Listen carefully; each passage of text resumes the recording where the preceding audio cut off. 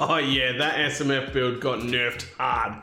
Bleed damage reduction, annihilator damage reduction, annihilator rage generation reduction, slam damage reduction, rampage damage reduction via the slaughtering strikes talent. So many reductions. Now, so basically SMF is, yeah, I would say kind of dead in the water at this point now, whereas before it was holding on pretty comparatively. Yeah, no point. But hey, if you like the niche, then by all means, video link will be down in the description. Literally not even 24 hours ago, I released the SMF build guide for Dragonflight and the pre-patch and everything. And yeah, I thought it was actually pretty solid and on point in terms of what you would run and why you would run it. But unfortunately, although that is still the best output you can have for SMF, you've just lost all chance of it even remotely being close to Titan's Grip. But like I said, if you're a diehard fan, that video will still be relevant. But I was planning to do a Titan's Grip comparison video anyway, so now we're going to jump into it. Just as always, we are going to clear all our talents and build it out together so we can get an idea and the thought process for each situation. Just as always, throughput. We're going to pick anything and everything that's going to actually do tangible increase to our damage. Really cool change. Frothing Berserker used to be down here and honing reflexes was obviously in that position.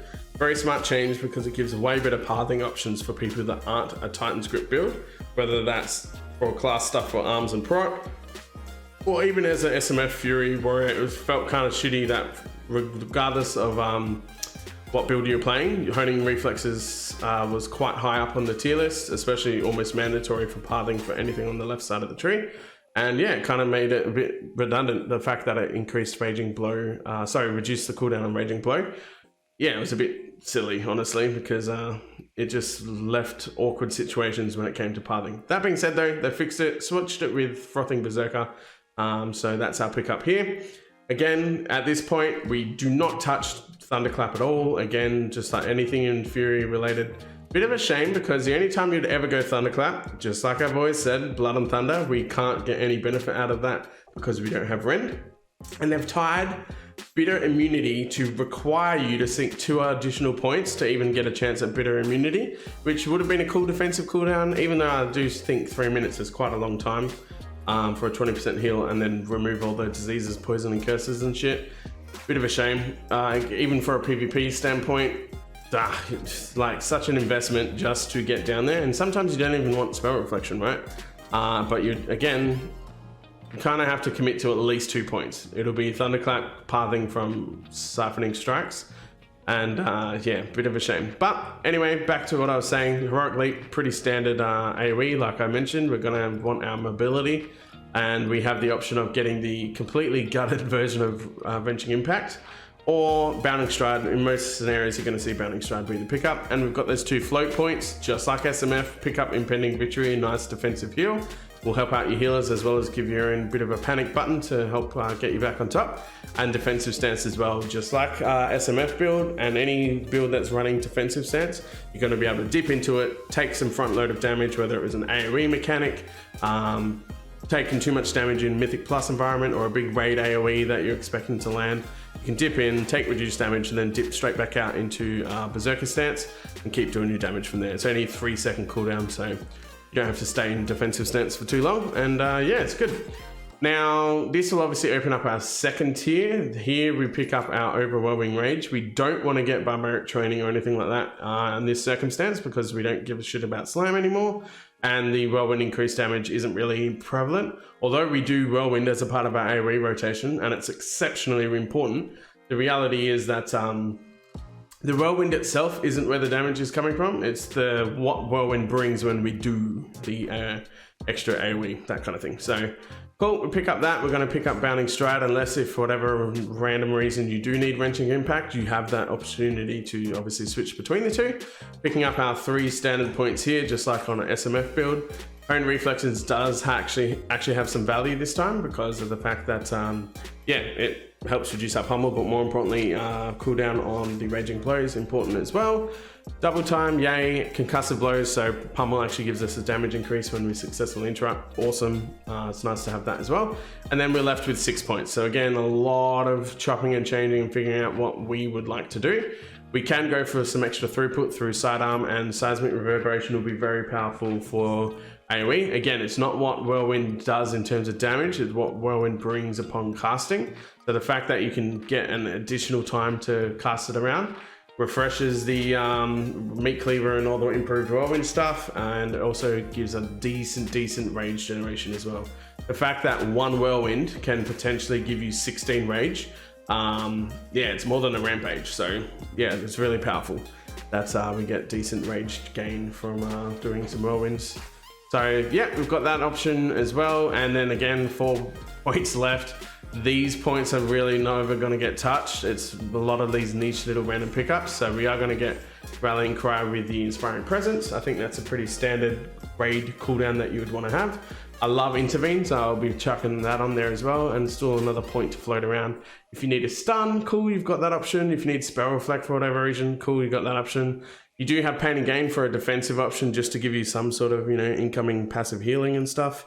You really can pick whatever you need. You could even pick up Wrecking Throw or even Shattering Throw, although Shattering Throw is more of a PvP thing, as it strips the immunities that you would typically expect on Ice Blocks from mages, bubbles from paladins, that kind of thing. Whereas in a raid environment, any immunity that is there is like supposed to be there, so you're not going to see Shattering Throw break an entire raid encounter, unfortunately. So yeah, you'll pick up Wrecking Throw if you really wanted a bit more damage. It gives you the opportunity as some more range damage as well. So sometimes you'll notice in certain encounters and whatnot, you have to get out because of XYZ AoE or whatever. It just gives you more buttons to push while you're at range. So that's sometimes helpful. And finally, as we unlock our lower part of our class tree, we're going to be going into Spear of Bastion if we do our typical AoE build. Cool Strike's changed. It does the increased crit damage of Execute now instead of Raging Blow, which is really good for all pathing, for all other specs except this one, obviously, but we still get some benefit out of it. Picking up your Legion Might for the Spear of Bastion capstone. Piercing Verdict still really doesn't bring enough. Like increasing it from 5k to 7k, it's just, yeah, okay, an extra couple of K damage on it, and the rage generation really isn't that great. Yeah, I just don't see the point being valuable. You've got plenty of other pickups that you can have. You want your dual word spec, again, flat 5% damage is always very nice. And we have 1 point to play with. So again, you could pick whatever you wanted to, whatever niche. If you feel like you need the Wrecking Throw, you could even go Armor to the Teeth, even if it is just 1 point, it gets you a bit more strength from your armor and everything like that. So with that in mind, let's say we're just going to throw that into there for now. That is our class tree set. If and when we get to level 70 through Dragonflight, you would continue down the pathing and simply pick up Armor to the Teeth, max that out. You have 5 points to play with, so you'd go 1 for Armor to the Teeth to finish that off, Avatar, and then most likely, if you needed to run Avatar, you would run Tormented Titan in an AoE build, and Memory of Tormented Berserker in a single target build. And then you could just obviously switch which choice capstone you're gonna go for. That's only 3 points, so you're left with an extra 2 to play around with. Once again, maybe getting reinforced plates, extra armor, which directly feeds into your Armor to the Teeth, or Wrecking Throw as well. You've got, Spiral Reflection if a raid encounter has fears involved. You could obviously pick up Berserker Shout for 2 points, and that'll give you guys a Tremor Totem basically, so we can Tremor Totem the shit out of some raid-wide fears, which would be bad. Alternatively, we do have the option, and it's a relatively manageable option now, where with our final points, we can dip down into Shockwave in a Mythic Plus environment. Never ever see this useful at all in a raid environment, whereas in Mythic Plus, it's gonna require some thought process around it, but the entrance into it is only a 1 point investment, whereas it used to be 2. So you only have to sink an extra 3 points to pick up all these, which is obviously well within your reason.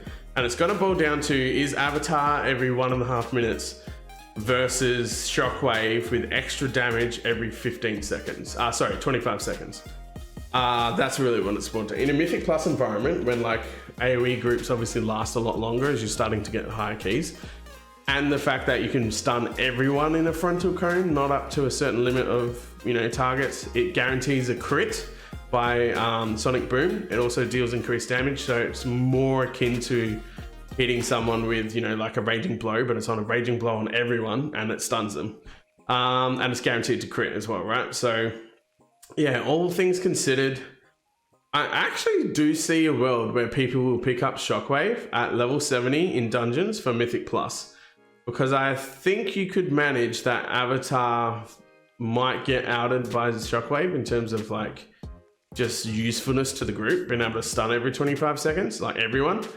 But it really depends. Maybe it's only a fortified week thing. I'm not sure. We have to factor in that, you know, getting an Odin's Fury off every minute and a half in tandem with your avatar is going to be pretty cool.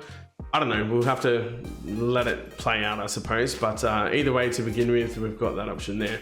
Now, flip side, let's go over to the actual specialization tree. Very typical Titan's Grip build. We do want to improve in rage, but then that completely is where we finish on the whole left side of the tree. We go down, we pick up our enrage regen and everything that boosts that up. We get a nice on-demand heal, as well as it lasts longer. War paint, very, very standard, good defensive talent to pick up, and 1 point investment, so why not? Everything to do with rage and blow we're picking up. Cruelty also changed to include annihilator, so even though yes, we get some annihilator boost to damage, just still massively nerfed, so it feels bad, man. Picking up anything to do with Raging Blow, obviously, we get the extra charge, we get increased damage, and while in rage, Raging Blow has a 30% chance to instantly reset. It was 20%, they've upped it because of the fact that they split it out of Cruelty. Cruelty used to be like an all-in-one talent that gave way too much. Splitting that out, they've allowed another talent to obviously reset it so it can cool down a bit.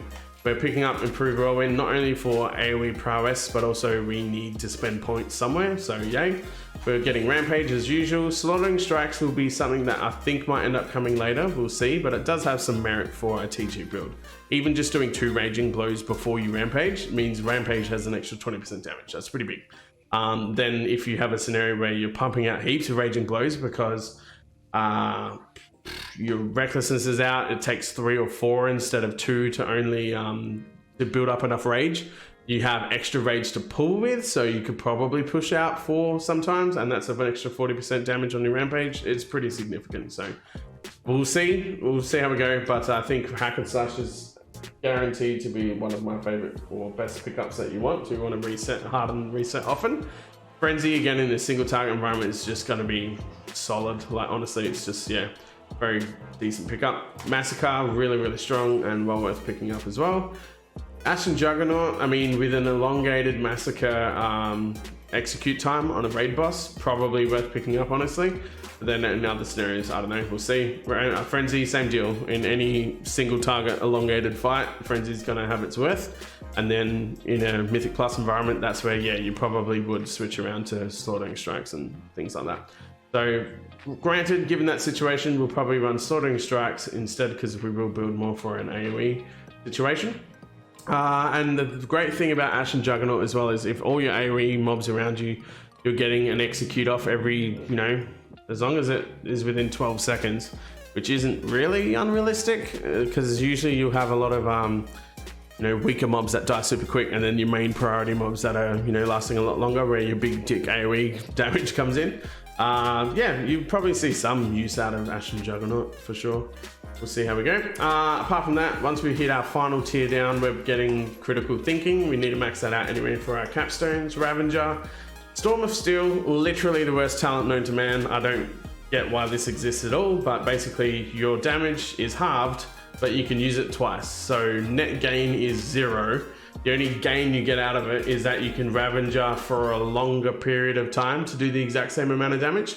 And the only relevance that would have is if you're doing AoE on a pack and that pack died too quickly, at least you have another charge of Ravager to use on the next pack. But that rarely happens unless if you're already trouncing the content.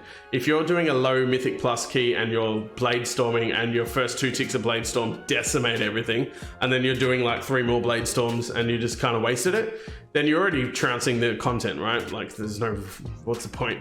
So in that case, yeah, why would you want that? It's just, no, super stupid. Especially when comparing that to Hurricane, where you get movement speed and strength stacking up to 6 times. And that pops off while you're doing your Ravager. Ravager, you obviously keep doing your rotation while it's doing its thing, AoEing the shit out of everything. Very, very good, very useful. You have 1 point left from here. This is where, again, you'd probably dip out of Slaughtering Strikes and into Frenzy in a single target to begin with at level 60 at the very least. Otherwise, you pick up Onslaught. You don't need Pulverize. Honestly, I just don't see a situation. There's no extra damage gain to happen here, unless if Enrage is an issue to keep up. But with how it's playing at the moment, and yeah, I just don't see Pulverize being necessary to maintain Enrage, honestly, so I think we're fine. But obviously if Rage really is an issue, Enrage uptime is really an issue, then Pulverize will definitely help out in that situation. Something to play by ear, but so far from what I've seen, we were fine. That being in mind as well, same concept. What are we going to do with our last 5 points once we hit max level at 70 for Dragonflight? I mean, gutting it straight down the middle is your obvious choice here. You don't need to pick up Pulverize in this circumstance as well. So in that case, I would be grabbing Swift Strikes, which is 2 points, picking up Reckless Abandon, which is the 3rd point, and then just picking up Unbridled Ferocity.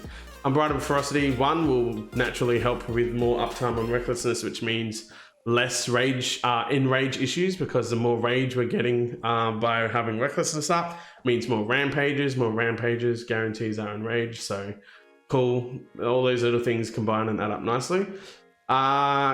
Competition for anger management doesn't really exist anymore. So before, anger management was really powerful because it helped reduce the cooldown of both Recklessness and Bladestorm. We don't even get Bladestorm anymore, it's now Ravager, and anger management does not affect anything other than Recklessness anymore. So really no brainer, even in a single target scenario as of right now, Reckless Abandon was the better option. So now that there's no AoE relevancy, Reckless Abandon will still be the best option in terms of single target. And if we're AoE, then Reckless Abandon will still be the best option because it doesn't help out AoE at all. So in that regard, yeah, Reckless Abandon will be a pickup, and then Unbridled Ferocity to finish that off. And that is 4 points of investment, leaving our final point of investment to be able to go into either Pulverize if you really do need it still, or Frenzy will be your final pickup in there. And yeah, that's our build. So in terms of playstyle, we'll wait until the talents have officially solved themselves. So we know we would go in a single target environment down the avatar route to either get Tormented Titan for AoE or Tormented Berserker for a single target. We know we can pitch down the middle there for max level anyway. Perhaps in Mythic Plus environment, you might see some scenarios where you'd pick up the Shockwave talent in tandem with the Spirit Bastion as well. Purely because I do like the idea and the synergy behind the fact that Spirit Bastion allows you to get more crit damage, and then Shockwave is guaranteed crit. That's a nice little synergy. I don't know, time will tell, we'll see how we go. I still think there's every likelihood that Avatar with Tormented Titan would just still be better in Mythic Plus. We'll see how we go. Depends how important having a 25-second AoE stun is. So there we go. Now finally we need to have a look at our rotation, and honestly our ping is so bad on the PTR at the moment, but we're still going to go over there. Honest truth though, it's literally just spam the shit out of Raging Blows. Pulverize when you need to, Onslaught when you need to. I keep saying Pulverize for the capstone talent. Onslaught when you need to, but again, in a scenario where Raging Blow, you just got so many Raging Blows out the arse, it's not even funny. The only real reason that you're doing an Onslaught is because it's definitely way more damage, and it generates more rage as well. So you do want to be onslaughting on cooldown, but then specifically using Raging Blow, that's all you'll need outside of that. Occasionally Bloodthirst whenever you need a more defensive option to help with healing and things like that, or if you've got your enrage regeneration up, then by all means Bloodthirst will heal you even more, so use it, you know, as you obviously need to. But in terms of typical damage rotation, yeah, it's just Raging Blow and the other one, so cool. I would jump into it and start spamming my abilities, but the ping on the PTR at the moment is nutty. So yeah, 1600 MS. We're unfortunately not going to be able to show you that. Oh, there we go. We finally charged. Cool. Seems legit. We're not going to show the this is funny. Yeah, we have a new range ability, by the way, now. Our melee attacks are 40-yard range, so no. We won't show the rotation, but that's literally it. It's literally just Onslaught as a top priority, then Raging Blow to get enough to Rampage, and then just Rampage. Done. Same shit over and over. As with AoE rotation, same concept. We've got our Spirit Bastion as usual. Ravager, drop that into the same AoE. So you can drop your Spirit Bastion, wait 7 seconds for it to land, drop your Ravager. So that's just going to be AoE blasting the shit out of that AoE area.